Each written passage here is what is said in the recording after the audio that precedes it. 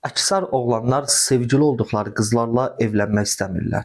Ancaq əksər qızlar sevgili olduqları oğlanlarla evlənmək istəyirlər. Bilirsiniz niyə? Çünki oğlanlar bir qızın yad bir oğlanla sevgili olmasına yaxşı baxmır.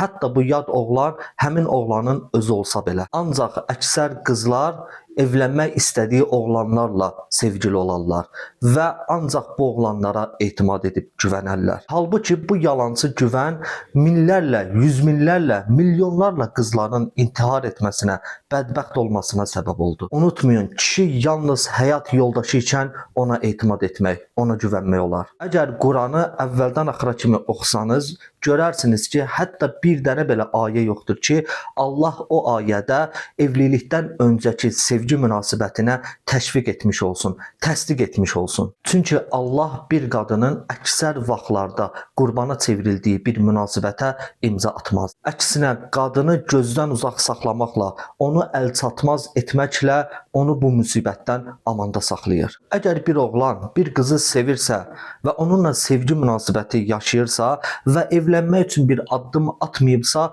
bu o deməkdir ki, o oğlan həmin qızı öz evinə gəlin aparmağa layiq bilmir. Mənə şərhlərdə yazmayın ki, əvvəl oğlan tanımalıdır, sonra ondan evlənməlidir. Qadın təcrübə predmeti deyil ki, alınmadı qoyasan qırağa, sonra da bir başqası gəlib sevgi adından ondan istifadə eləsin. Qadın əlçatmaz bir xəzinədir və ona ancaq layiq olanlar sahib ola bilər. Ləyaqət isə yalnız həyat yoldaşı olmaqla əldə edilir, sevgili olmaqla yox.